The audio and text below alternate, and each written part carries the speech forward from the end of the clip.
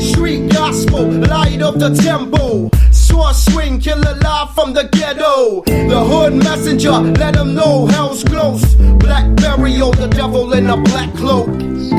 Yo, what is up? Welcome to the Street Gospel Podcast. I'm your host, Dave One. And this is episode number... Yo, Cam, what episode is this? Episode number 27. So altogether, we got 31 episodes. I seen that today. And not a bad run. If you listen to our last episode, it was bonus episode number 4 with Wolf Bernardo, Noah Wolf Bernardo. Everybody knows him as the drummer from POD, classic multi-platinum selling band. So if you haven't checked out that podcast, make sure you check out that one because that was definitely a banger. But before we get started here, I want to ask everybody out there if you can do me one favor. So this is the big thing right now. You might listen to the podcast, you might share the podcast, but if you haven't subscribed to the podcast, you need to make sure that you subscribe to the podcast. So whatever platform you're on, Google Podcasts, Apple Podcasts, Spotify, YouTube, at Street Gospel TV, make sure you press that subscribe button. That is definitely the key. Sorry, I need a little bit of water there. All right, but let's get down to the business. Today we got a special guest, and like always, you know I got to play a little music to introduce my guest. So I didn't really know what type of music he likes, you know. I mean, he's Mexican, Cuban. I mean, I could have went with anything. So I decided to keep it a little lo-fi and play some, you know, just some decent, cool music. But this guy right here, first off, he's a believer. He's a husband, a father. He's an entrepreneur. I mean, not just your average entrepreneur. I mean, he's getting up there, man. I mean, he's looking really good. He's a SoCal native, and we'll get a little bit into that because we got a little connection there on that. He's a CEO. I mean, that's huge. I think, Cam, would this be the first CEO I had on the podcast? Probably, right? I think so.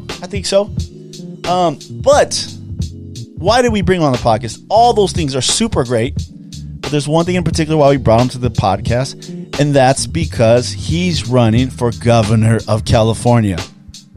Don't worry, I'm going to ask him why in a minute. But without further ado, I want to welcome to the podcast Mr. Anthony Trimino. What's going on, Anthony? What's happening? Thank you for having me. Thanks for coming, man. Absolutely. Happy to be here. I know it was a little bit of a haul. You know, I seen you. It's all good. Your son was driving, though, right? I'm an entrepreneur, so I can use that downtime. I was working the whole way, so I was being productive. That's what you got to do. Man. So, I mean. So where do we begin, right? Yeah, where do we begin? So I wanted to ask you a little bit about your company. I mean, I know it's called Traffic, and it's an advertising agency. Yep. I mean, how do you start an advertising agency? At a Starbucks. Really? That's how you start it. So I actually had a job working for WorldCom. I was a network engineer selling big data networks to all the .coms in 2000, 2001. And I was sitting at a Starbucks in Downey, actually, with a friend of mine who was a graphic designer. And he was looking at the cup, and he was critiquing the siren, the logo. Talking about the line art, talking about the coloring, talking about just kind of the illustration itself, saying, I can do better than this. I know I can do better than this. But I can't get in front of people. I just, I don't know how to get in front of people. And I said, so let me get this straight. If you can get in front of people, you can do better work than that. He's like, yeah, I'm not a people person. I said, don't worry, I got that covered. I can get you in front of people. So that night we decided, hey, let's do something. My grandfather was an entrepreneur, my father's an entrepreneur, and I always had it in me. I have a suitcase of 1,000 different ideas of companies I wanted to launch at the time. I said, okay, well, look, all the ideas I had for a company were just me doing it alone. This is the first time somebody actually said they wanted to do something with me, so let's do it. Let's start a marketing firm. I'll go out, I'll pitch new business, I'll go out there, I'll hustle, and then you design. And so that night, the company was born in theory. That week, we talked about, okay, well, let's legitimize this. And so he said, well, let's do it out of my garage. I said, no. I said, if we're going to be a business, we got to think like a business. We got to look like a business. I said, nope, we need to get an office. I don't care how small it is. We need an office, because I know that if I'm sitting in an office environment, I'll be in that mindset. And if I'm sitting at my house, I'll be in that mindset. And so here's what we'll do. I'll invest the money. You don't have to put anything in. We found a small, little, tiny 200 square foot office right across the street from the old McDonald's on Lakewood in Florence. Okay. In a little strip mall. And the company was born out of this tiny little place. It was so small we could only fit 2 desks, 2 IKEA desks, 2 borrowed computers, 1 borrowed phone, a fax machine, and the yellow pages. That's it. And, I'll make a long story short, 6 weeks into it, 4 to 6 weeks into it, I got a call. He said, hey, we need to talk. I came to the office, that little office we had, and it was him, his wife, and my wife. And he said, look, I'm just not cut out for this. It's not for me. The inconsistency in pay, the not knowing if we're going to get business, I need stability. And while he was talking, the phone was ringing behind me, but I couldn't answer it. He ended up quitting. Him and his wife left. My wife stayed there behind. She's consoling me. Don't worry. We can still do this, whatever you need. I said, actually, I need just to be alone. I need to just be with God. I need to be alone.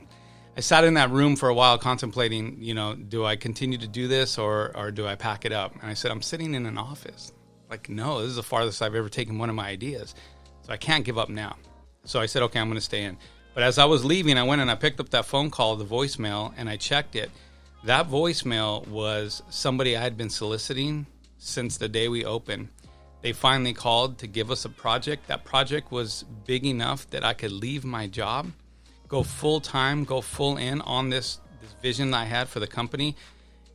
And literally over the next 20 years, I built that small little 200 square foot office operation, just single me by myself in that office, to what is now what Inc. magazine just called one of the fastest growing privately held companies in America. Wow. 2 years in a row, including 2020, which was in the middle of a pandemic. Right. I now get to work with Fortune 500 companies. I sit at the table with the CEOs of the biggest companies in America, and I get to sit with also inventors and engineers that are startups, that have no money, that are bringing the next generation of products, services to the education sector, energy sector, healthcare.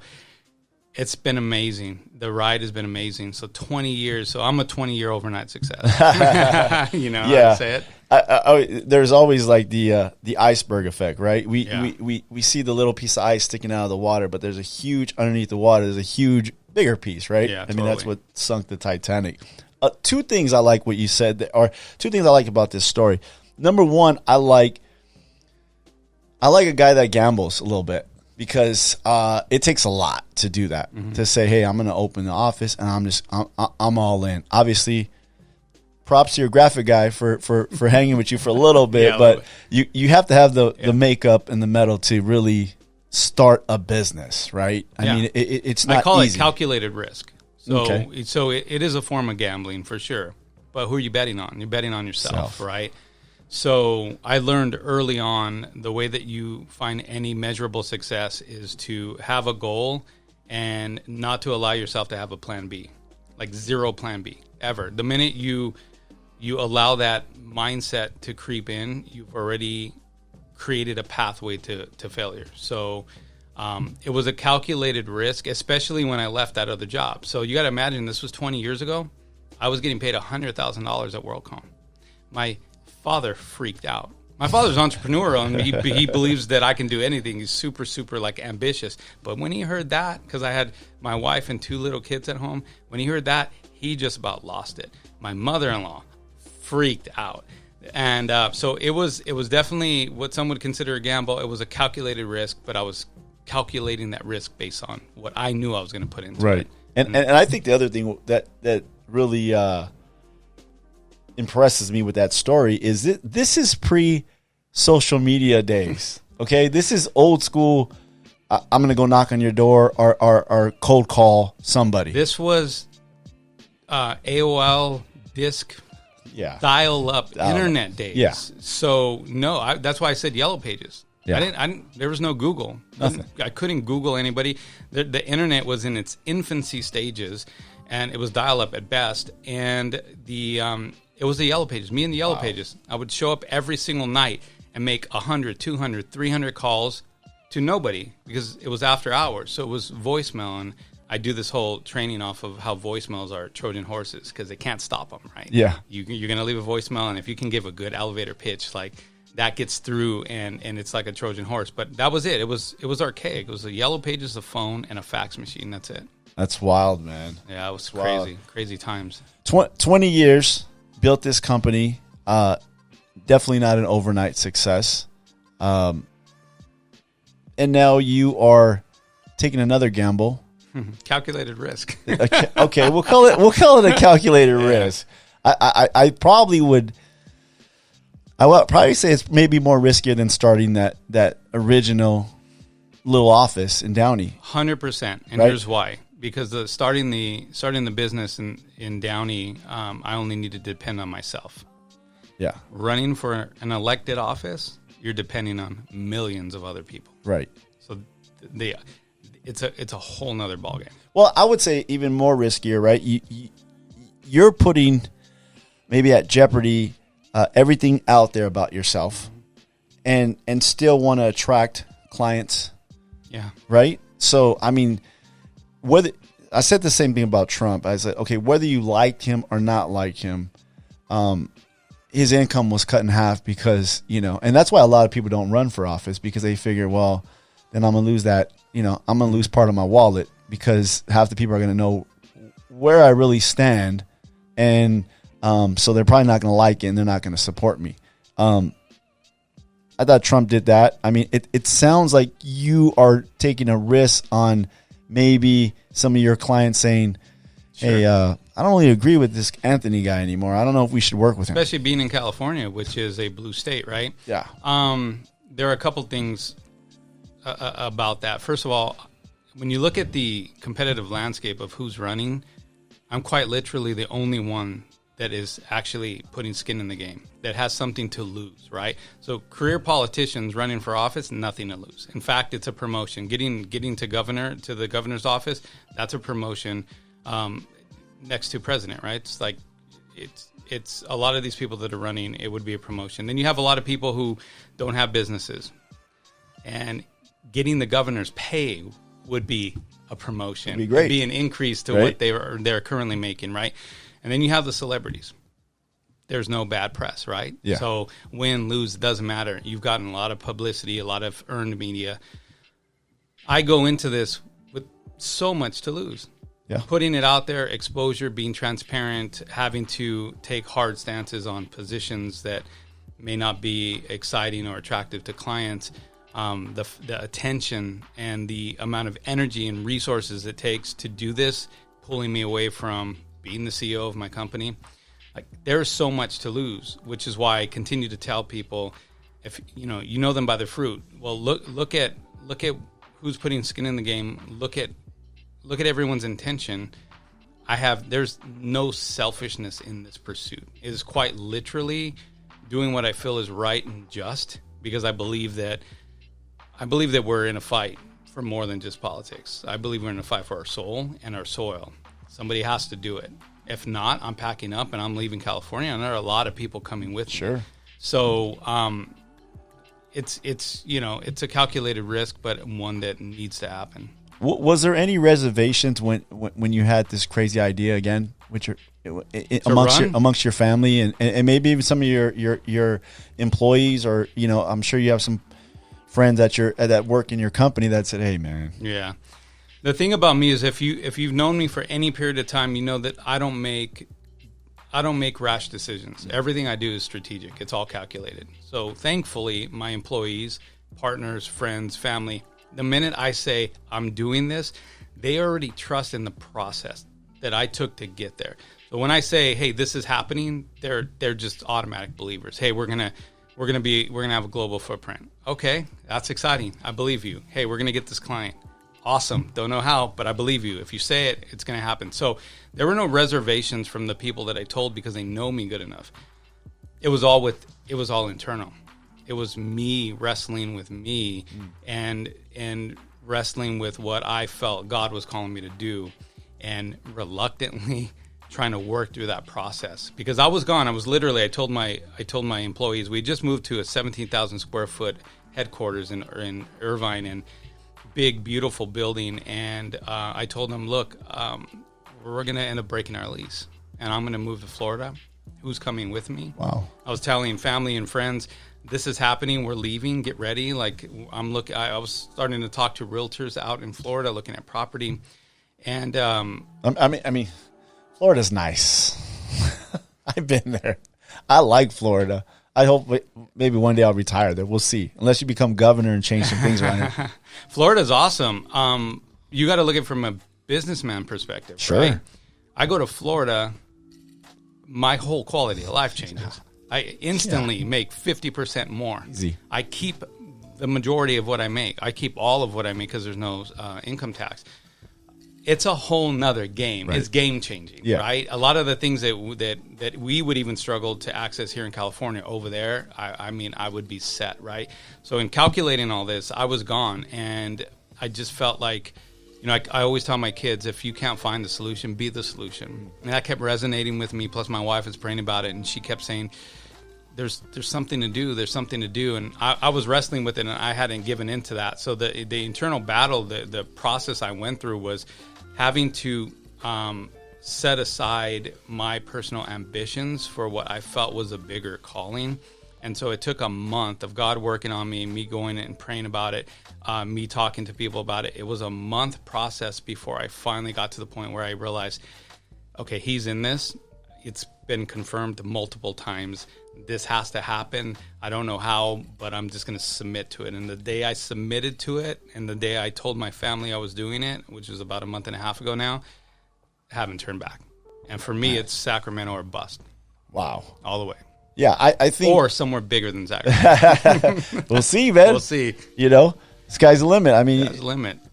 I think you have, on the outside, on the surface, right? I think you have some good things going for you. I mean, Hispanic is definitely not in California, maybe in Texas, and maybe in Florida too, with a lot of Cubans there.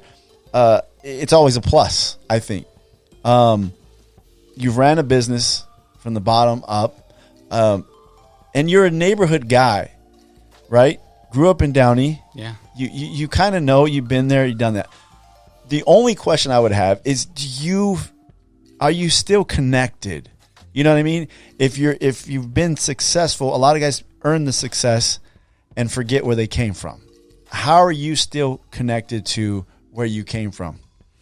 Well, I reflect on that every day. That what keeps me grounded is remembering, our first meal in our first apartment as a young family was hamburger helper without the meat. We were given the hamburger helper, the box of hamburger helper. We were in that apartment. We had a cardboard box as a coffee table. My wife's childhood sofa, which was meant for children, not for adults. A borrowed TV, a plastic patio set that's intended for outdoors as our dining table, a refrigerator that was gifted to us where the light didn't work. At night, you'd go in there and you couldn't see what you were grabbing. And our first meal was hamburger helper without the meat. What keeps me grounded, what keeps me striving, what keeps me continually pursuing more is being connected daily to where I come from. Not wanting to have to endure that again. Appreciating the values that it taught me, right? It taught me to appreciate. It taught me, because I was happy back then. I didn't have a fraction of what I have now, but I was happy. I was with a woman that I loved. I had 2 new kids, and we were surviving. And so I was happy. So I'm completely connected to that. That guy still lives inside me. I still look at that picture of me in that 200 square foot office. I have, my son made me a portrait of it. It's in my office. I have that on my phone. When we have new hires, I tell the story. So every time we have new hires, we put them through an orientation. I show that picture. I'm completely connected to that part of me, because for me, I look at that picture and I look at that guy, and everything that I do is kind of out of respect for what he was willing to sacrifice so that I can live the life I have now. So it's almost like looking back, and I look at that picture and I'm like, thank you. Thank you for sitting in that room, sleepless nights, sacrificing so that I can live the life that I have now. It was because of you. And so I'm completely connected to that. And, I will never forget that. It's a driving force behind why I continue to move forward. That's so good, man. I like that a lot. You're of Mexican Cuban descent. Mm-hmm. I think was it your father that came to this country or your grandfather? My dad was 6 months old, so my grandfather came to this country from Cuba and had to leave the family behind for 6 months. So my grandmother gave birth while he was gone, and he saved up enough money to actually then have them come 6 months later. So he was here in Watts. So my grandfather came to the United States, and he didn't speak any English. He didn't have any money, and somebody gave him a piece of paper and said, look, when you get to L.A., go to this address. Just give it to the taxi cab driver and give him this address. So he lands in LAX. Taxi driver takes him to Watts, knocks on this door, hoping that this guy would answer. It was a guy that used to live in Esperanza, where he's from. And the guy opened the door, welcomed him in, gave him a job, and he saved up 6 months and finally brought my family over. So, yeah, my father's family is from Cuba. My mother's family, my mom was born in Montana. Her parents were born in Texas. And then before that, my great-grandparents migrated from Mexico at some point. Her background's a little fuzzier than my father's. Who knows exactly, he can tell you that exact house my grandfather lived in. Yeah, so you're like every other Mexican family. It's always a little fuzzy somewhere. Always a little fuzzy. I swear. It's funny because we have a big family. If you ask certain questions, it's like, Grandpa Albert is his dad was Indian and there's all these crazy stories, man. And then finally you talk to one of your great aunts and she's like, no, that's not true. Who said that? I've been hearing this for years. Totally, yeah. Right? So it's just funny. The Mexican side totally does that. The Cuban side, they're exact. Nope, I lived on this street next to this person, and you can go there, visit right now, and still ask for me. So it's funny, crazy. Man. It's crazy. So I think that's a plus in California. How do you think you can really connect to that side?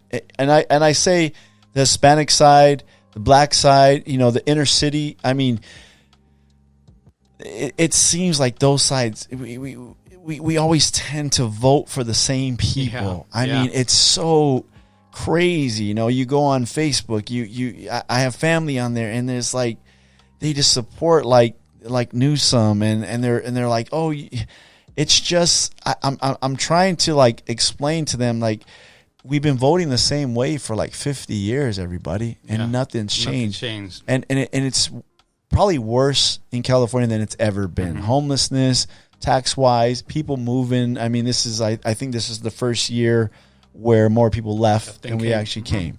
So, I mean, that vote has to be won. What is your strategy to try to really win that vote? Because I looked at the field today. I mean, you have I don't know everybody in the field. I think you have a legislature. He just threw his hat in there. Mm-hmm. And then you have Major Williams. You have this Caitlyn Jenner. Uh-huh. Man, woman, both. I don't know, but he's out there. I knew him as Bruce Jenner. So Bruce Jenner, and John Cox has run like I don't know how many times. I see his name in there all the time. How do you win that vote, and how do you stand out amongst that field?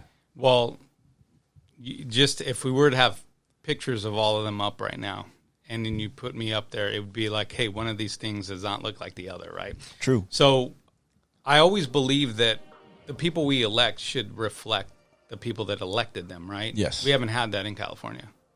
No. Probably ever, and not in my lifetime. So the way to activate the Hispanic vote is to give them somebody to believe in, right? Give them somebody to aspire to be like, and somebody that reflects them. So when you talk about, my Mexican heritage and my Cuban heritage, I mean, I'm the manifestation of California, right? Multiracial, grandparents immigrated, second, third generation, Spanish, my second language, not my first. Grew up in Downey, LA County. My father still operates the business that my grandfather started. And what would be considered South Central LA. It's Alameda and 55th Street, right by the projects. Yeah. I mean, right by the Alameda corridor, and he goes to work there still every single day. I mean, I'm deeply rooted in the culture. I come from the culture. I'm an example of that. So, but I'm also an example of somebody who was able to persevere and to not just fall into the same generational habits of settling for mediocrity or average or what they told me I should have. One of the things that's an issue in a lot of Hispanic homes is at the dinner table, we're not talking to our kids about being president, being the next Elon Musk, going into space, being a Richard Branson. We're not having those conversations. We're saying to our kids, hey, find a good job with good benefits so you can take care of your family. Mm-hmm. That's what you should aspire to be like. Hey, you shouldn't want more. I have family members who aspired for a lot, and they went to school and really had a great vision for what they wanted to accomplish. And you have, the voices within the family that are like, no. You need to, you need to think benefits, retirement, just get a job.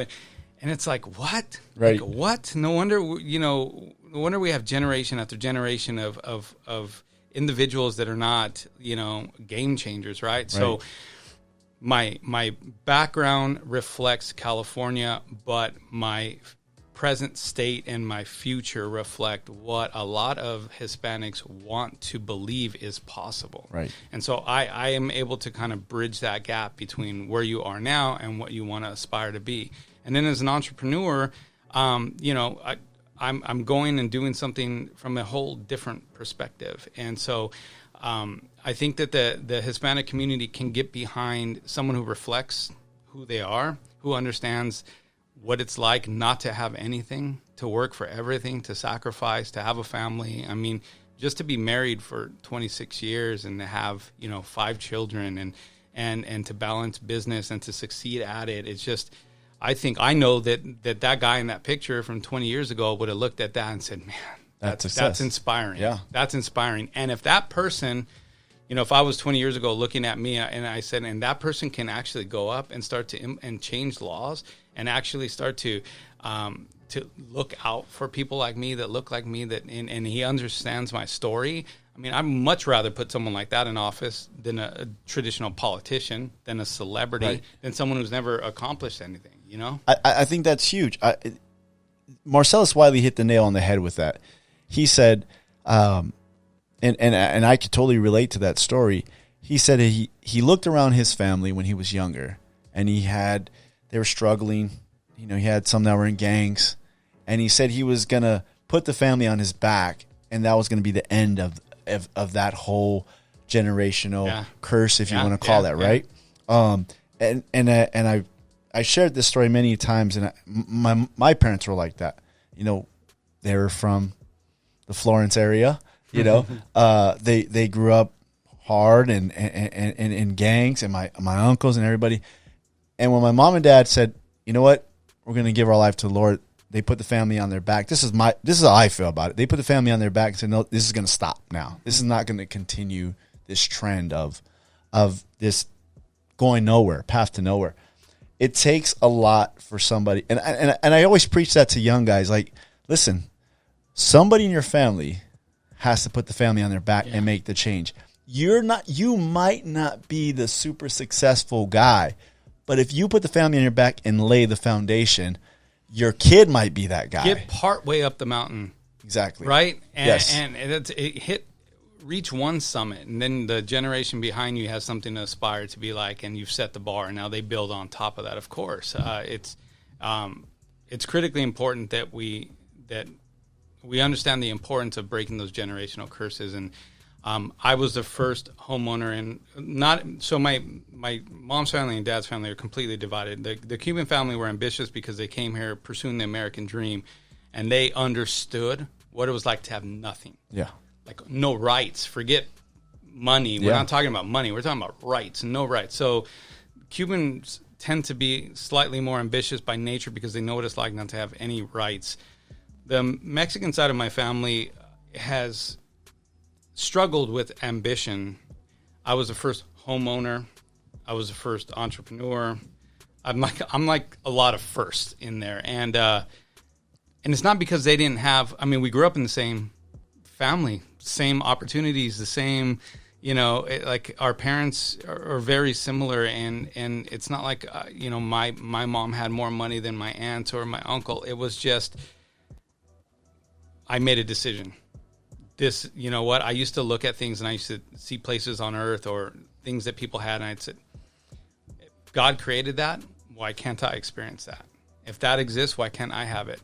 And then and that's just half of it, right? It's the thought process. But then, are you willing to cut the check to get it, right? Yeah. Because a lot of people will say, hey, nice car.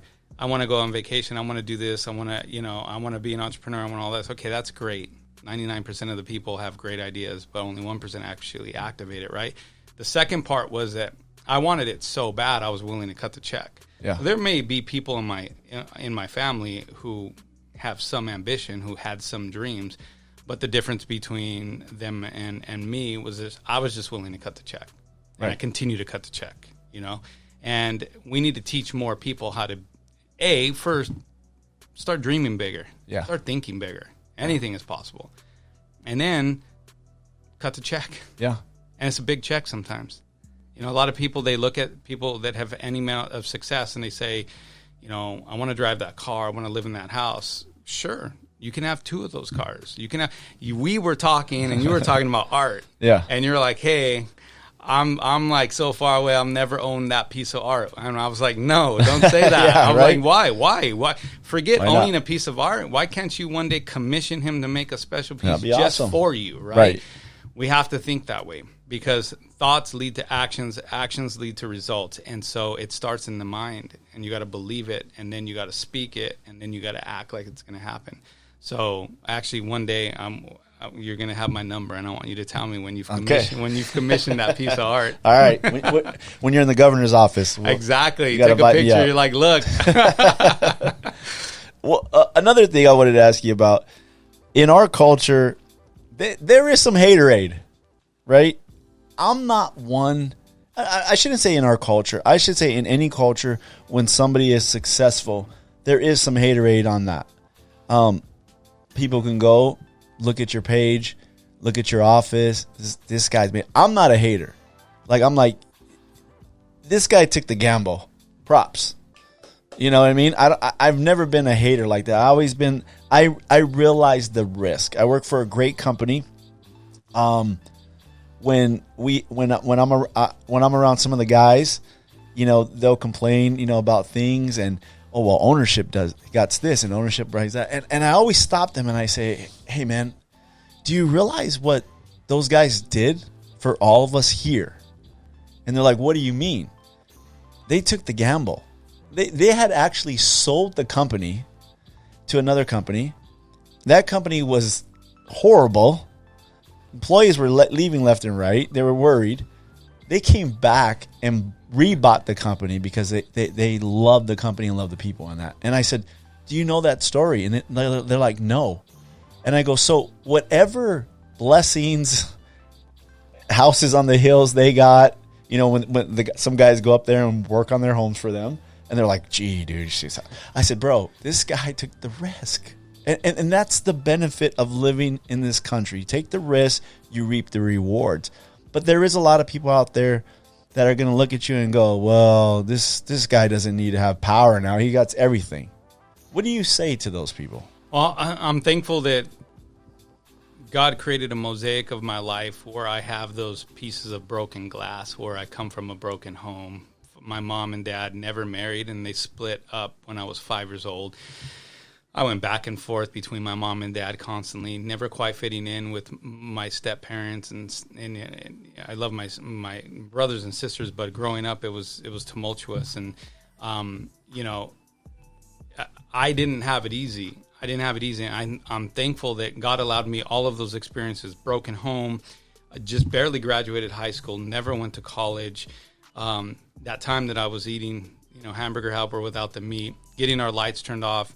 The very first time my wife and I bought our very first car, a Honda Civic, I was driving it in LA, and I within a week, I crashed it, completely bashed it in the front end.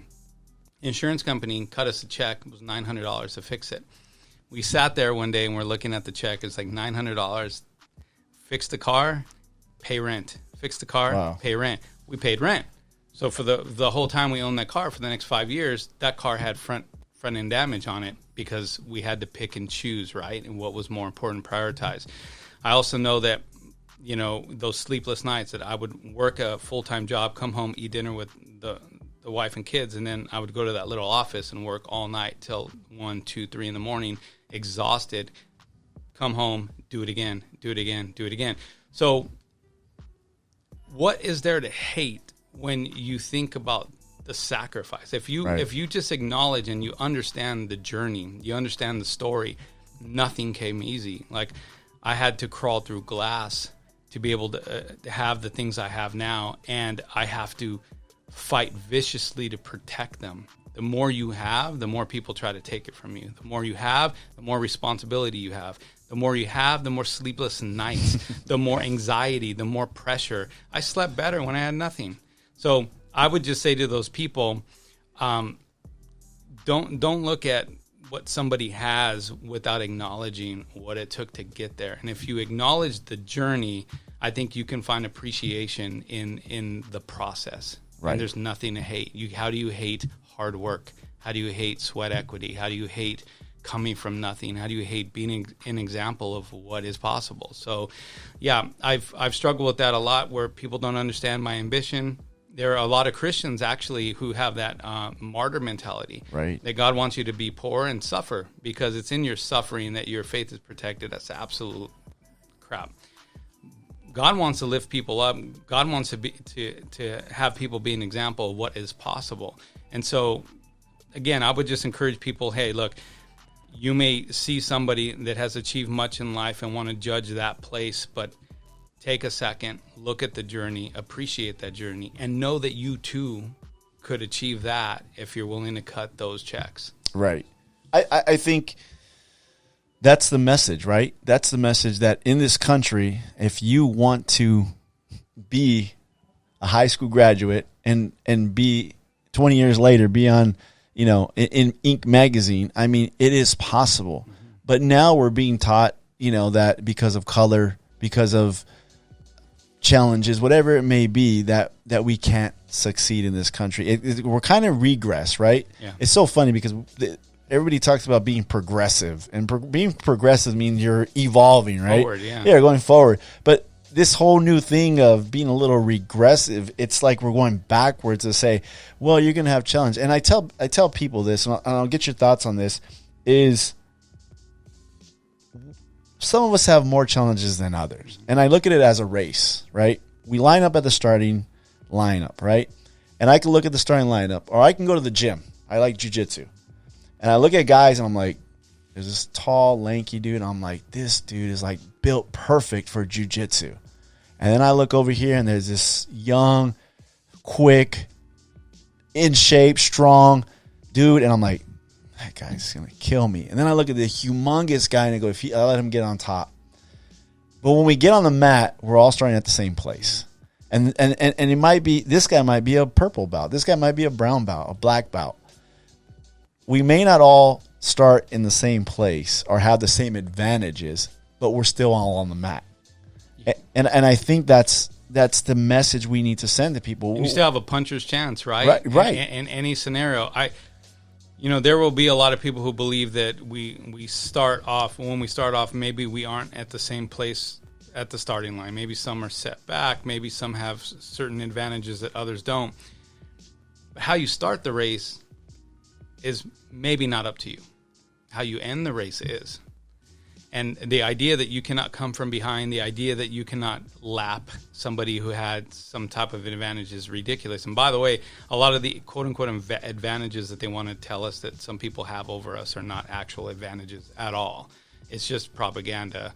The idea is if you can keep a huge body of people oppressed and thinking that way and strip from them ambition and convince them that their success is outside of their hands and they're disadvantaged, and because of outside reasons they're not going to be successful, you can control them. Right. That's the goal. If you can create chaos, you can create supreme order on top of that. And that's what government is really good at doing, especially here in California. It's keeping our minority communities dependent on the government, dependent on handouts, dependent on everything that prevents them from voting these people out of office. And it's got to stop. Yeah. We need to be independent from the government, not dependent on it. And so we just need to motivate our communities to say, look, dependency on the government isn't freedom. It's giving up your freedom. And so the more dependent you can be, the more independent you can be from the government, the more power you have, the more control you have, the less you need them. And so we need to move our minority communities away from that thinking of that the government is the solution to everything. No, we are the solution. We need to be free-thinking, independent individuals, not dependent on the government. The more you depend on the government, the more power you hand them.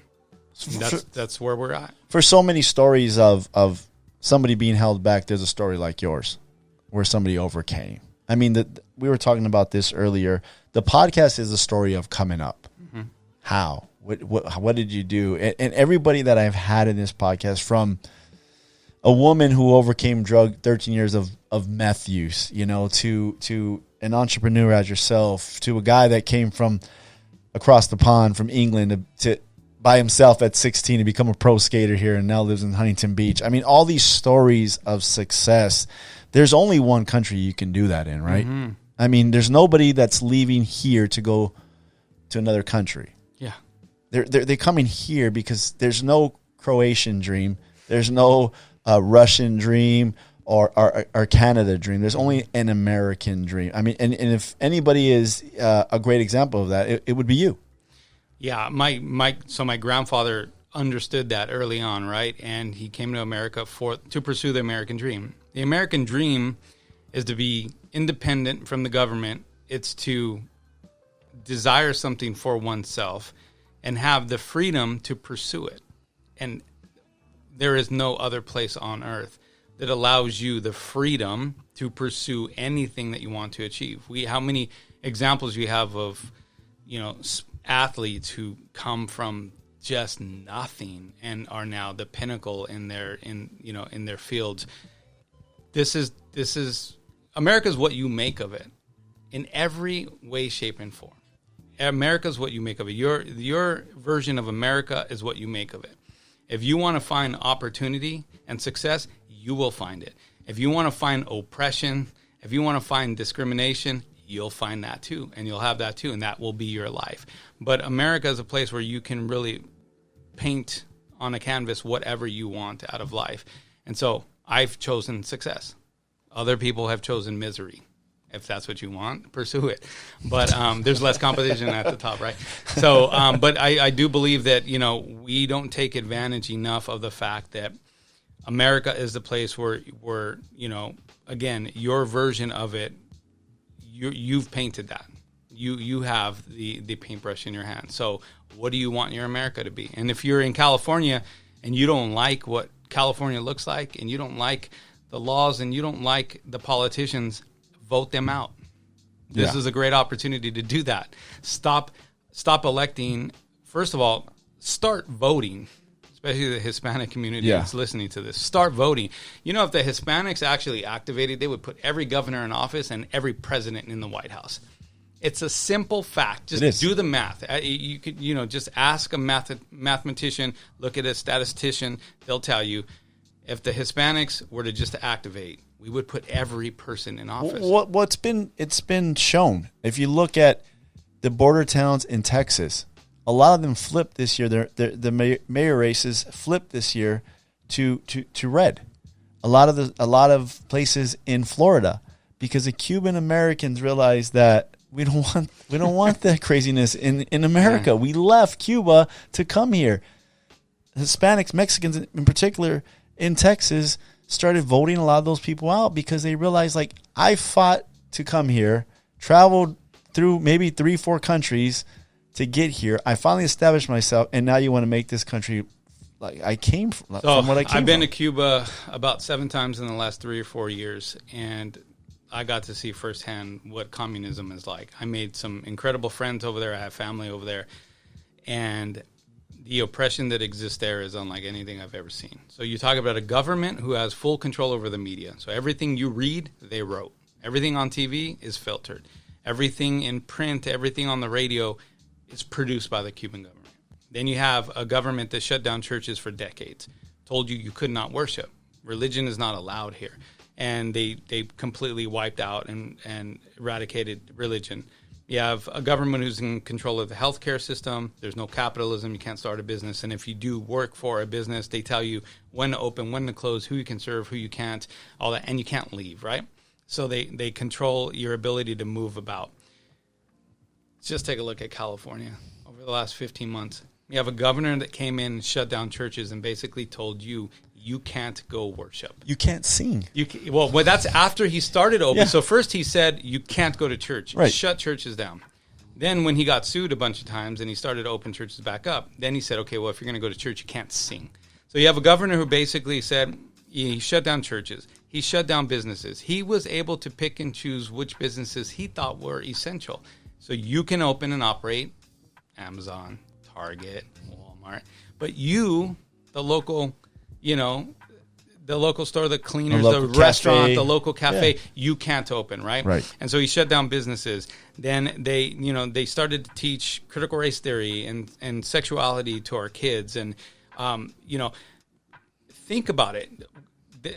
It's as close to communism as you can possibly get without actually being communist.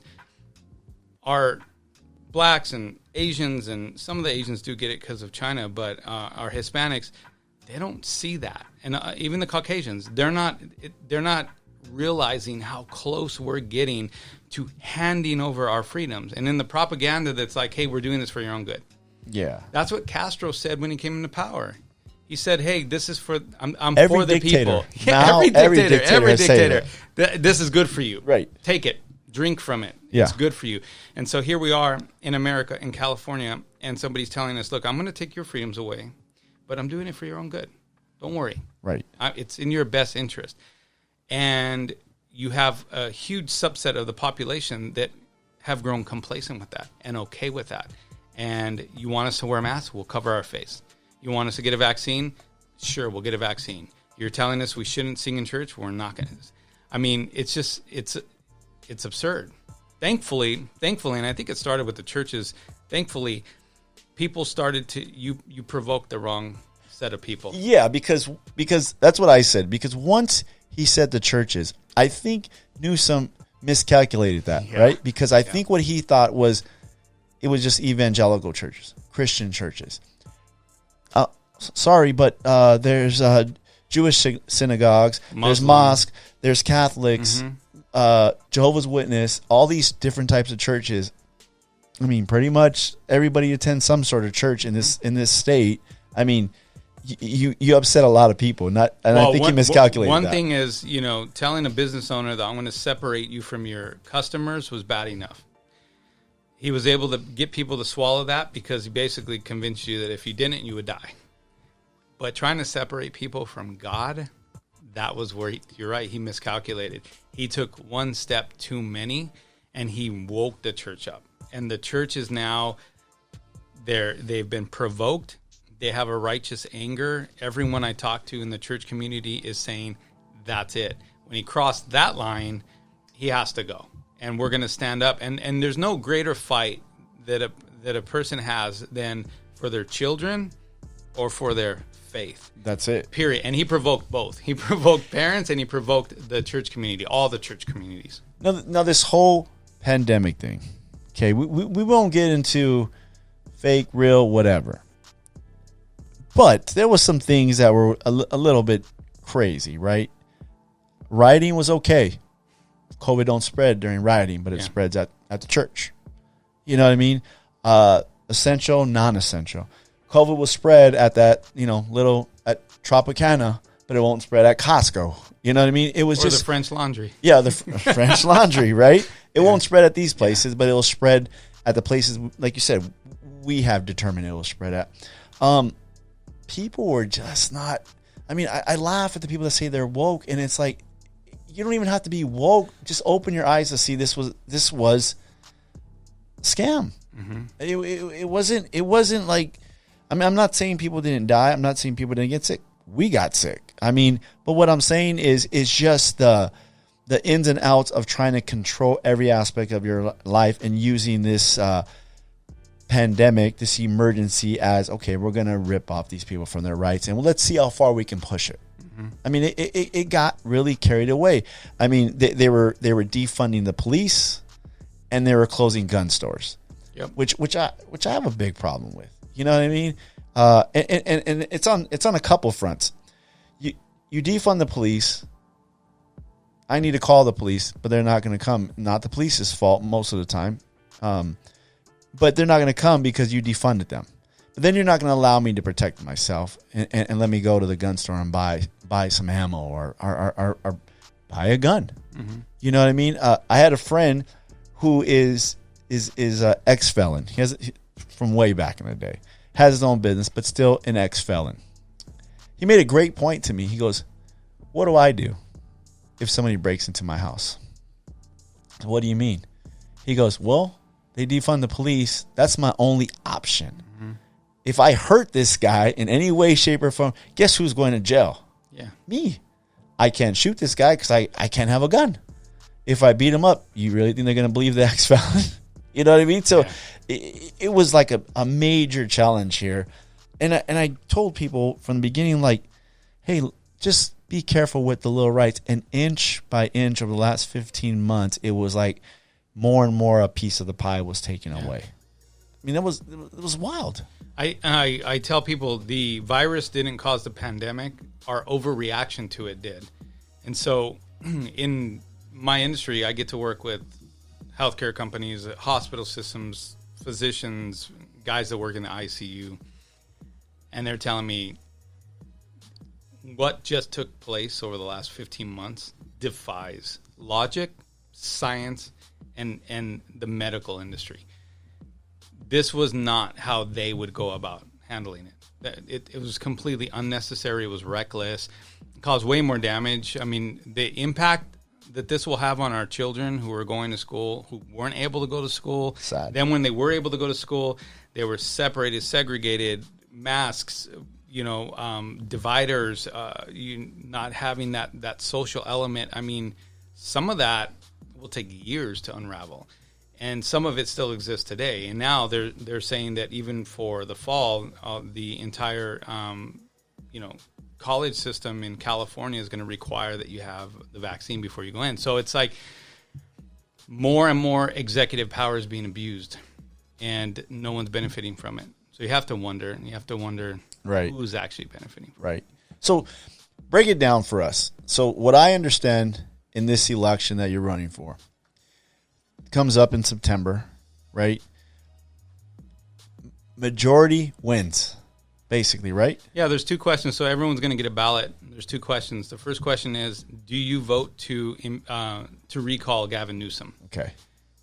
You have to vote yes on that. Okay. If 51% of the people voting vote yes, he's out, period, gone. The next question is, if he's recalled, who do you want to replace him? And then there's a list of names. And for that, you don't need 51% of the vote. You just need one more vote than the second place. Right. And that person gets in office. That person then takes office until November of next year. Next year, the general election will happen no matter what. So if he stays in office, he still has to run again next year. If somebody replaces him, that person will still have to run next year. And so there'll be a general election. So it's a truncated period of time, only for about 11 months. Wow. So you could literally run. I mean, I think there's how many guys are running on the maybe 10? The number changes constantly. I heard 30, heard 60. They're estimating it could be more than that. They're not.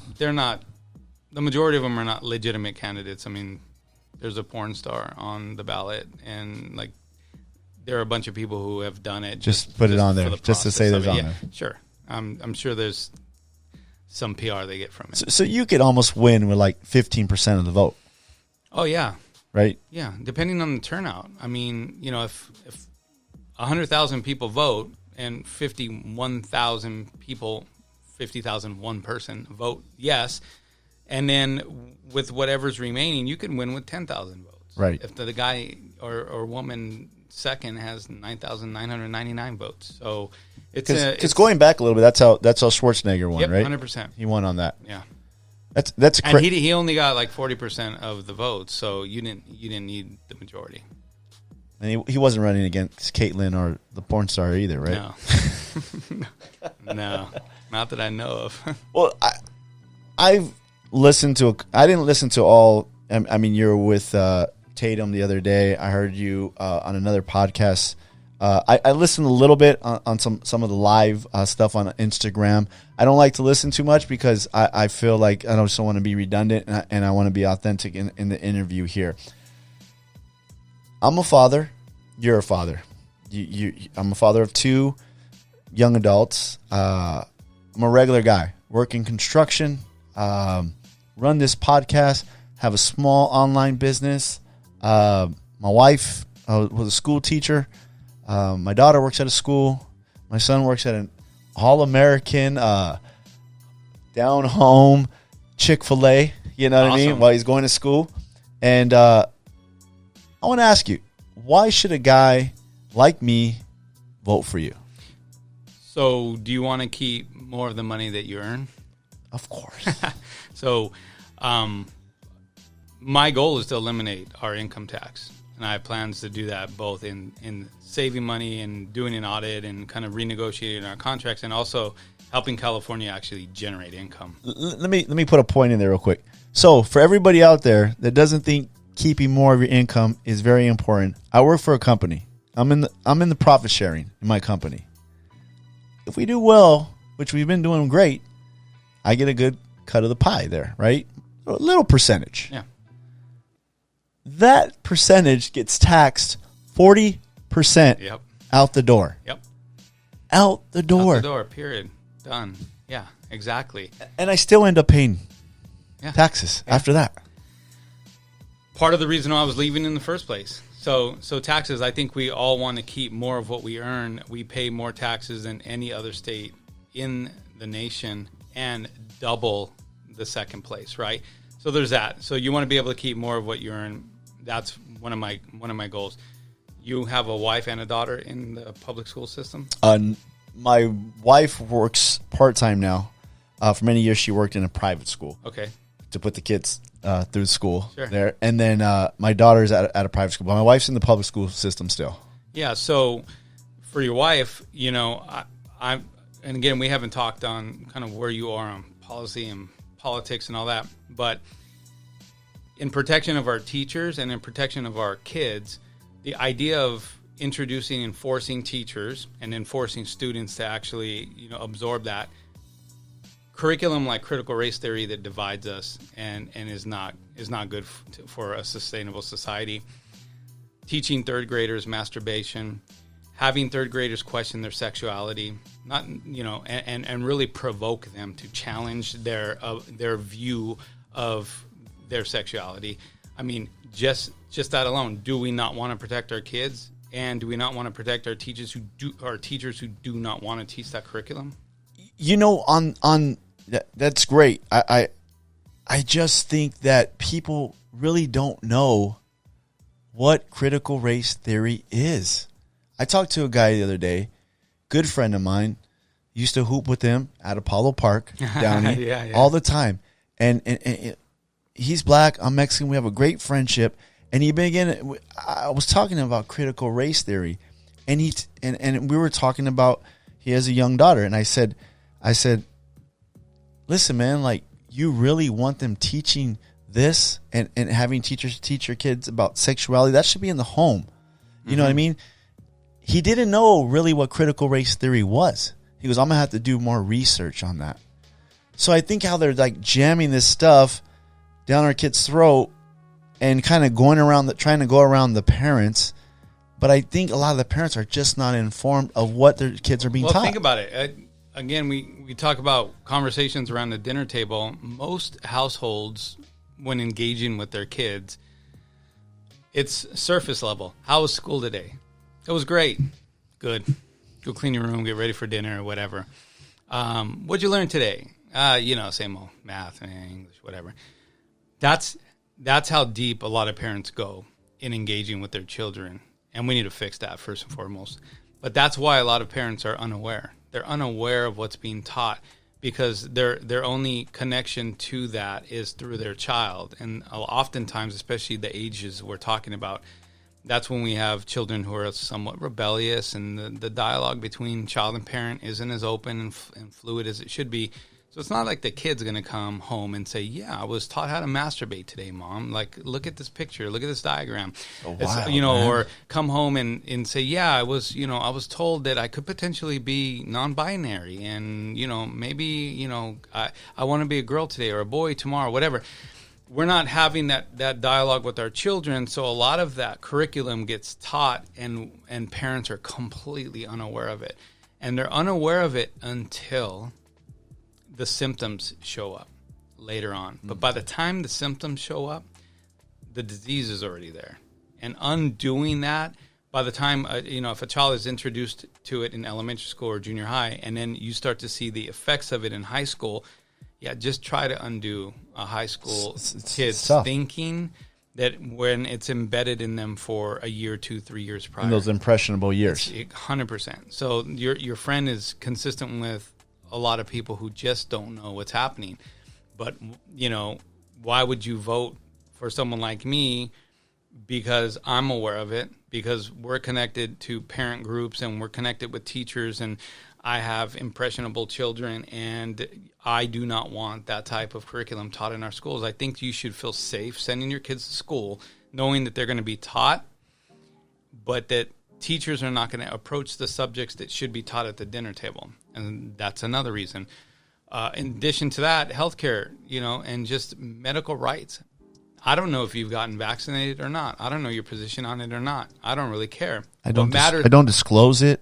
I'm glad that's one of the check marks, on these little questionnaires we have at work. But that's another story. But what matters most is not whether or not you're vaccinated or not. What matters most is that you should have the option to choose what's right for you and your family. See, I'm not anti-vax.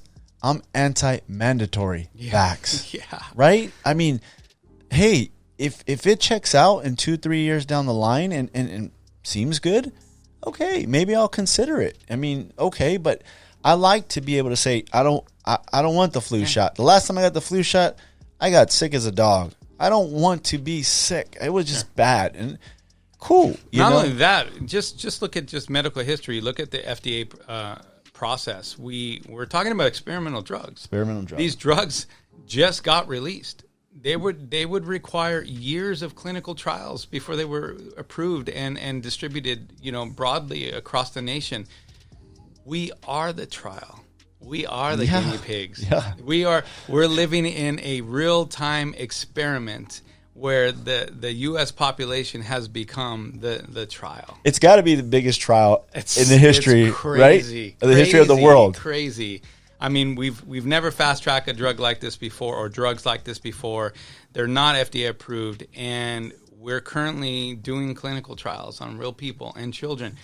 Worse, non-vulnerable. So, like, if you want to just even segment out the vulnerable, these are people with pre-existing conditions, senior citizens, those prone, and you want to say, look, we've outweighed it. We've looked at the odds, and it's better that they have something than nothing. Okay, let's take those individuals out. The vast majority of people that are getting these vaccines are healthy. Right. They are not at risk, and a lot of them now are children.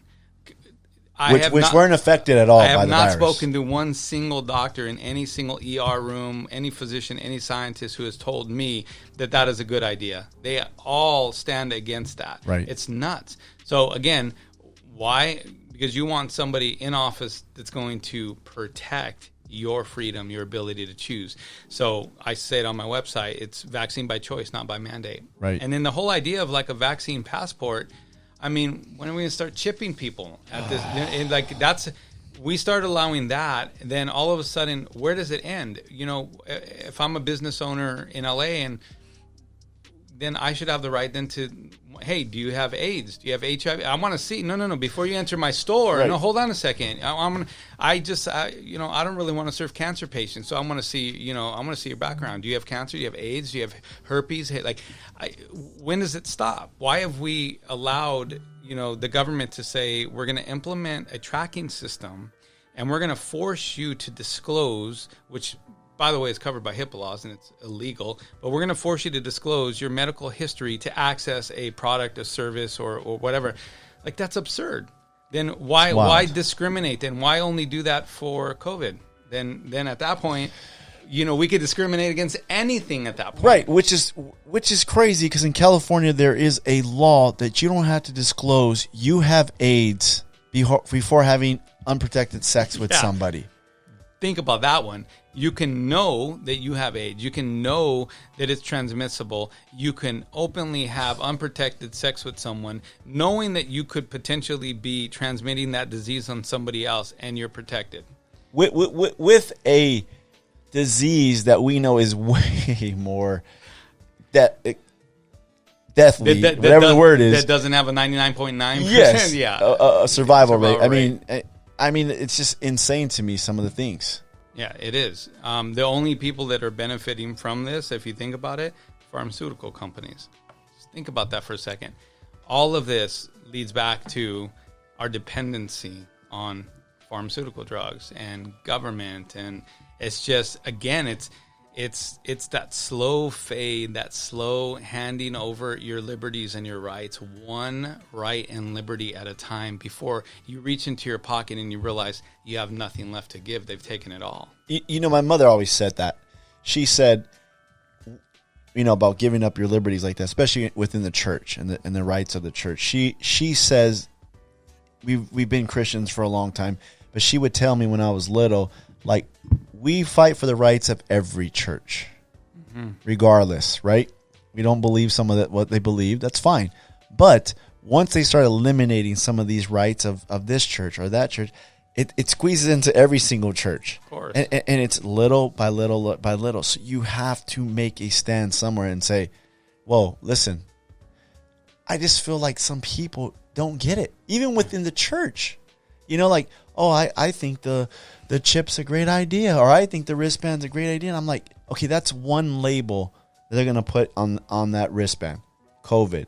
What about if they said they want to put, what religion are you? Yep.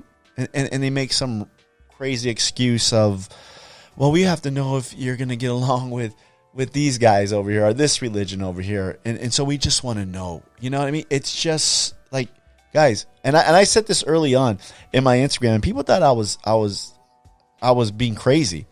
And I was like, this is going to be a test of socialism in this country. And let's see and I had literally people like, you're crazy, bro. No way. Now, the same people are like, ooh, they don't want to admit that I'm right. We're talking about a clinical trial of the vaccines. This is a trial in whether or not we'll accept socialism. Yes. Yeah, it's all happening at the same time. I told my friend this the other day. I told him, I think everything that's going on with this country and what's teaching our kids and to hate this country, athletes going to the Olympics and turning their backs on the flag and on the national anthem. It's kind of like when you're a kid, right? So when I was a kid, my dad didn't buy me my first car, right? I saved. I worked. I saved. I bought my grandpa's 67 Chevelle that was parked, wrecked in front of the house he was staying at. We all have that experience. Okay? That's funny. So I give my grandpa, I think I had $700. I paid him in payments. He still says to this day I never paid him the full price. I'm like, They Grandpa, always do. okay, you're forgetting. This is Alzheimer's here going on or something. Paid him, got that car. I cleaned that car every other day. I mean, half of the car was primer, okay? Yeah. I mean, the spark plugs would foul up every other day. I worked at Nick Alexander BMW on Alameda, right? Yeah. I'd go there, stay after work, clean the spark plugs so it could run good for the weekend, And I love that car. I cherish that car. But I think if I was given a car, if my dad took me to the dealership, I probably wouldn't have loved that car as much as the car that I worked for. Sure. And I think maybe I would have, because of the way I was raised. But I think a lot of young people in this country are like that kid that gets the car given to them and they don't clean it, they don't wash it because they didn't have to earn it. Well, they didn't understand the sacrifice it took to get it, right? Yeah. Which is why, even within our veteran community, kind of turned our back on our vets. and we don't appreciate and value what they sacrifice so that we can enjoy freedom. And so, yeah, I believe there's a generation of people right now who don't fully they're so far removed from kind of the struggles of America over the years that they don't acknowledge or recognize or realize that this did not come for free, that there was a cost, and that there are legitimate places right now, China, Cuba, where simple, like the ability to just get off the island, the ability to go to church, to worship, the ability to earn a living has been eliminated. And they don't understand that. And so I almost, like we should almost start to add that as an element of curriculum in our schools so they understand the difference. Like, let's do a contrast comparison between America and other places that you probably think are better. If anything, when you think about critical race theory that is intended to divide people, that's a curriculum that would actually unite people. Doing a contrast and compare of America and all other major countries, forget third world countries, then it would be, crazy. But if even just other, first world countries, do a comparison and teach them the value of where they live. Have them, teach pride, and patriotism, especially for our Hispanic community and those that are just first, second, third generation who are not that far removed from their places of origin, and share those stories, keep them going. I would take the kids when they were young to the other side of Alameda. Yeah. Hey, this is where your grandmother grew up. Yeah. This is where Papa Dave's house burned down when they were little on Santa Fe. Here is where we come from. This is how far we've come. I've never, people that you share those stories with them. Of course, I share those stories with them. I want them to see that.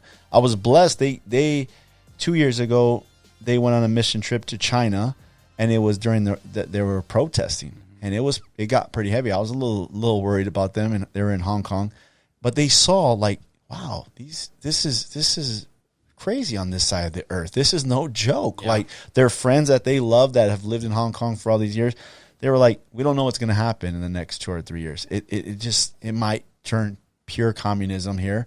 We've gotten away free for a long time, but it might get bad here. So I was glad that they got to see that because, hey, there's another world out here. There's another world out there. Yeah, my dad used to take me to the projecks. He used to take me. He grew up in Huntington Park before they moved to Downey. Yeah, so they went from where were they? I think my grandfather, when they moved him out here, they were in Cudahy, and then they went into what the heck, bro? And then into Huntington Park, where he was until he was like 18, and then my grandfather bought the first home in Downey, and they moved, and that was like a big deal back then. But yeah, he used to drive me back to those neighborhoods all the time. It's huge. Like, and he's had an opportunity to even move his business. He lives in Orange County now, and he still commutes every day to Alameda and 55th Street. Like, that's a good haul. I'm like, what? And he's like, yeah, well, so he's had an opportunity to move it, but I think it's that's where my grandfather started it. Right. That's where he wants to end. It's the roots. His career. It's the roots. And he, we used to go to lunch, and he used to take me out and say, look, this is where I grew up. This is where I played. This is the street I was on. This is the house I lived in. And it's important. It's all part of the quilt that makes, our life up. I wanted to talk to you a couple more things. One of the things was I was on your page. I was creeping on your page. Married 26 years. I seen your kids. I think one of your sons was interviewing you for an event you had at your Our place. launch party, yeah. And I always say this: you can't fake good kids, right? And I mean that. Like, you can fake everything else, but when you see a man's kids, it'll tell a big story about the man. And I think that's a plus. Married for 26 years, stood together, good and bad times coming up. And then you have your kids. I mean, that's huge in any culture. So I said earlier, you'll know them by their fruit, right? Well, our fruit are our children. And our children are a reflection of what we poured into them. They're a reflection of who we are. Now, granted, they all have their unique personalities, and there are good homes and good families, and sometimes the kids go AWOL, right? But for the most part, your kids are a reflection of how you handle stress, how you handle good times and bad times. They reflect who you are. And when I think about, people ask me a lot, let's talk about your resume. You're running for office. I talk about my business. I talk about things I've done. But my marriage and my children, being a father, are definitely part of the resume. They're critically important because they speak to the character of the man beyond policy, beyond politics, beyond what you can achieve in the business world. That's legitimately the real deal, right? That's the test. And because you've been married a long time as well, I think being able to stay married for, we've been together 26, been married 24. Being able to be married for 24 years is no small feat. It's one of the hardest things to do and one of the biggest accomplishments that I can claim, because it's not easy. And it shows a lot of character, and I would want that on a resume of anyone I was electing, because what it shows is tenacity. It shows commitment. It shows that things have gotten bad at times, and that you've endured and you stuck around, and that you didn't take any easy way out. And I think that plus raising, my 4 kids that are biological, our adopted son, and then having, spent time as foster parents to a 16-year-old girl, that shows character. And it shows, when a person is in office and they are faced with bribes, special interest, money, power, you're going to want to know how's that person going to make those decisions when compromise is so easy. Well, look at their family, look at their faith. That'll tell you. That'll give you at least it'll give you a window to look into and peer into the essence of that man. So I look at it and say, yeah, put my marriage on that resume. Put my 4 + 1 on the resume, and you'll know a lot about me through that. That's powerful. I mean, as a man, I respect men that are married for a long time. I respect men whose kids love them. And that's huge because, like you said, it tells a lot about the man and his character. And it also keeps you grounded. Yeah, totally. Because you get a little big-headed. There's something about coming home. And that's what daughters are for. That's what daughters are for. I'm saying, I go to the same gym as my daughter, and she'll see me working out, and she'll come home and like, oh, I saw you over there. Thought you were all cool lifting weights. And I'm like, what? She's like, yeah, you ain't nothing. I was like, what? My daughter said today, I was dropping her off, and she looked at me. She's like, what do you have planned today? I said, I have some interviews and some stuff. She's like, any video? I was like, yeah, I'll probably be on video. She's like, So, yeah, your eye is almost healed. I'm like, what? She's like, hey, if I don't tell you, no one's going to tell you. She's like, it's still a little red, just so you know. And I went through a little phase with my glasses, and I had my goatee, my mustache, and she's like, Dad, that looks whack, man. Just don't do that look. I like when you dress young. Just wear your shorts, wear your Ruka shirts. You look better, Dad. Trust me. And I was like, all right. So, daughters are awesome, right? Yeah. My boys will pump me up, and if my head's getting too big, sometimes they add a little bit more air to that because it's like, it's that testosterone. But daughters are straight shooters. They'll tell you exactly how it is. Especially mine. She's cold sometimes. Yeah. But it's fun. Lastly, everybody might say, hey, this guy's in marketing. He has his agency, he has his company. He knows how to sell himself. Kind of like, I would say, like Schwarzenegger, right? He is an actor. Yeah. An actor. So, of course, he knows how to act. Of course, you know how to sell yourself. Do you think about selling yourself? Or you just say, hey, this is who I am. That's it. I don't have to sell myself. Because it's always easier just to be who you are. I say that about preachers. I say that about people I always meet. Like, if they like me, great. If they don't like me, great. But I can't change who I am because it's a lot harder to be somebody else with different people than Totally. it is just to be yourself. Well, so I have two boys that work with me, Elijah, who drove me here, who's working on the campaign, and then Christian, who works for the agency.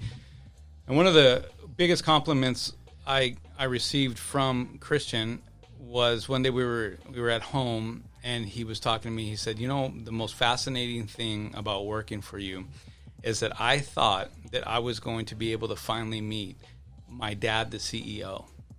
And when I started working there, he's like, a week in, I realized it's the same guy that leaves is the same guy that I work for. He's like, you're consistent. And he's like, I love that about you.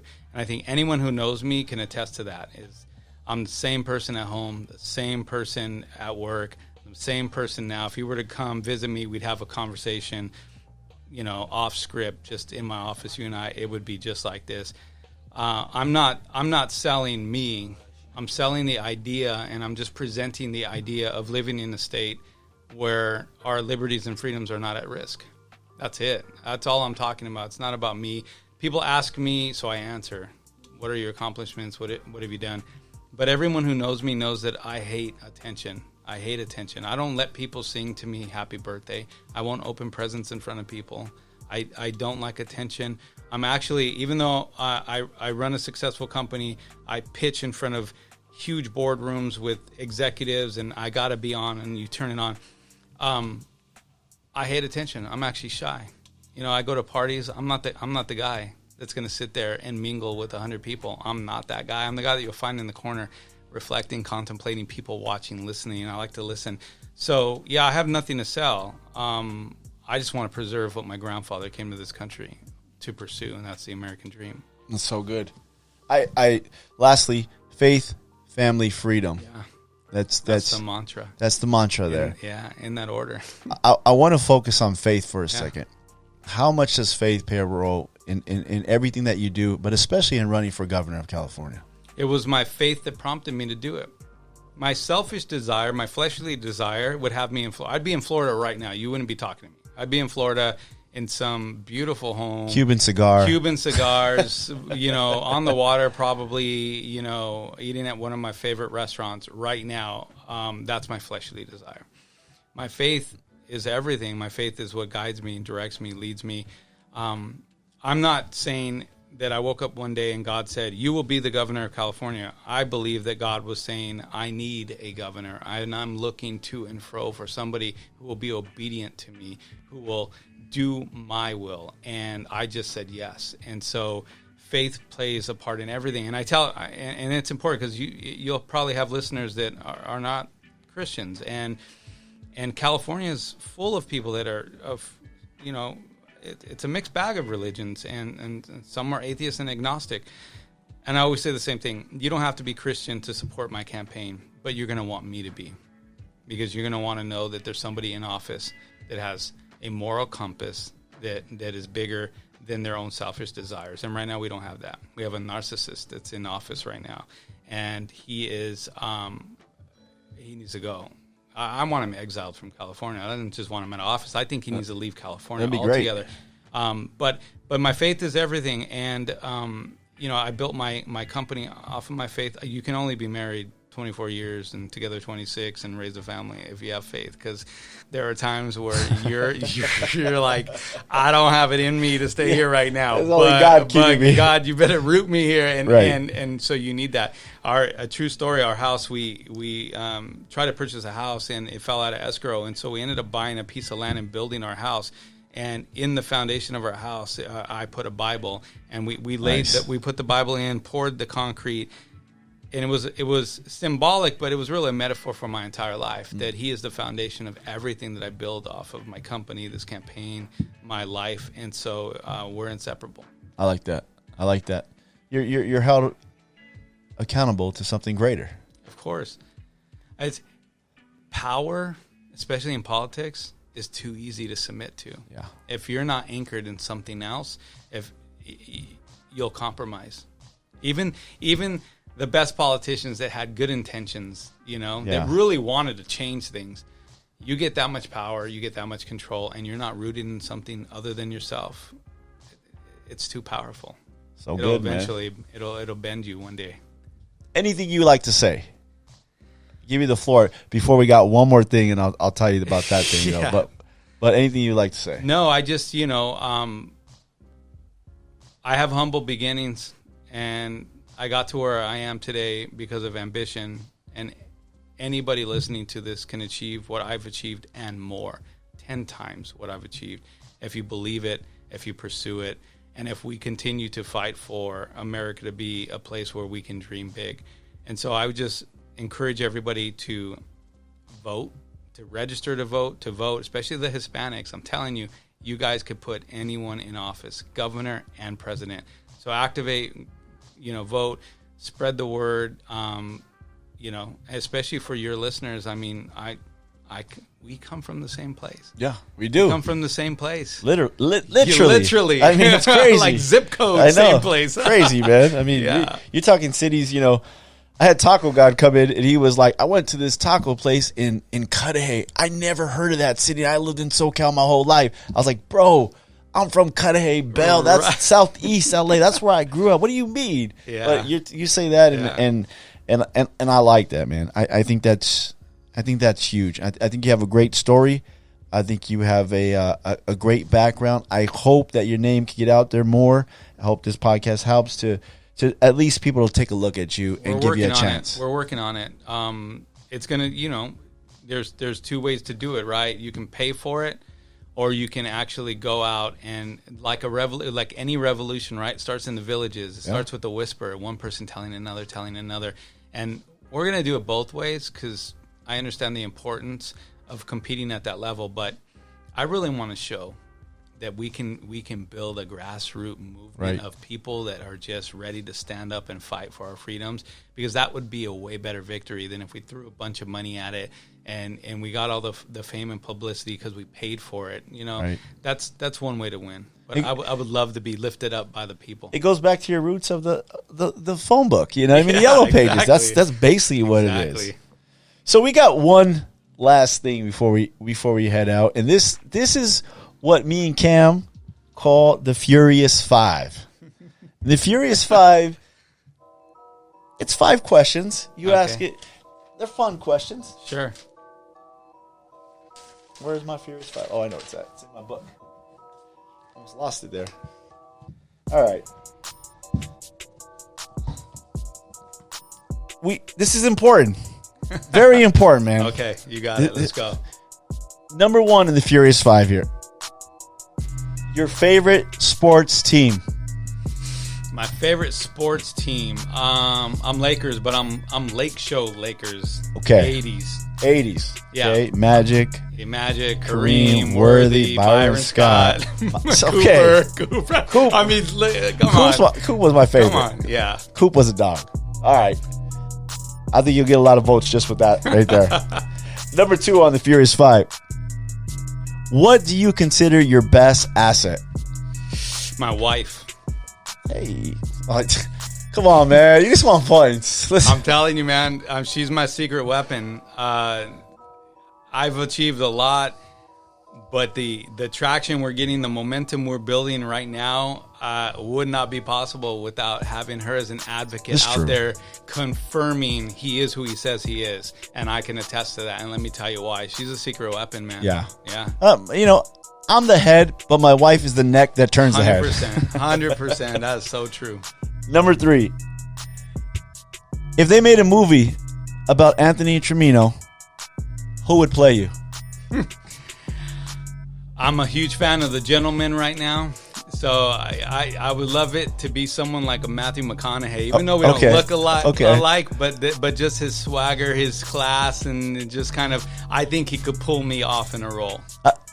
I was thinking more Andy Garcia. Oh, you know what? I forget about Andy Garcia. Andy Garcia is, yeah. Be perfect for you. Well, growing up, my dad always wanted me to be Andy Garcia. 100%. There we go. Loved it. Yeah, right. Absolutely. Nice. Andy Garcia, hey, good actor. Yeah. All right, so number 4, Furious Five here. One album. If you only could listen to one album for the rest of your life, what album would it be? One album for the rest of my life. I would say that I would have to tie it to my childhood because it would have to be something from Santana then, because Okay. it would remind me of a time of innocence. It would remind me of conversations I had with my dad. It would remind me. So I would be immediately drawn back to a time in my life that was very, very precious for me. As opposed to any album that exists today would be relevant for the now. I think that is longer lasting. So probably something that my dad introduced me to, probably something Santana. Yeah, the best music is the music that reminds you of something 100%. or a time period, right? 100%. I mean, could be good or bad, you know. There's times when you might sing a song and then your wife goes, "How do you know that song? It's a love song." Oh, About that. yeah. My mom used to sing Oh, it to me. yeah. That was for somebody else. Well, I don't know, love. All right. Number 5. Furious 5. Anthony Trimino. Favorite homemade meal? Favorite homemade meal, I have 2. One is a ciampino, which is an Italian stew, seafood that I make. Nice. But the number one thing I make, hands down, in my household is a slow roasted rotisserie prime rib roast. Oof. Simple. Just salt, rub it with a little oil, coat it in an incredible amount of salt that would probably freak you out. And then that just gets on the rotisserie for about 3 hours. And you got it, medium on the ends, medium rare in the center, and it's butter. It's butter. Set it and forget it. Set it and forget it. So easy. Right on, man. Hey, I appreciate you coming out, man. Absolutely. Definitely was a good time. Yeah, I appreciate you having me. I've Street Gospel Podcast, we didn't get into a lot of policy stuff. I think you've covered that ground with a lot of other people. I am so glad you said that. I was talking to someone earlier today, and I was like, you know what? I get asked the same questions over and over and over again. There's only so many times you can answer them. It's fine. People want to know those answers. But for me, I'd rather know the person before I start to dive into the policy. Because the person is far more significant than the policy. Policies change. Information changes. Science changes. There are, so many different things affect policy. But the person is what's consistent in it all. And I wish more people asked me more about my faith, my family, things that, that I'm going to draw from in office. And I'm so glad that we had that kind of conversation today. So awesome, man. Yo, that'll conclude this episode of the Street Gospel Podcast. Make sure you check it out. Anthony Trimino, we out.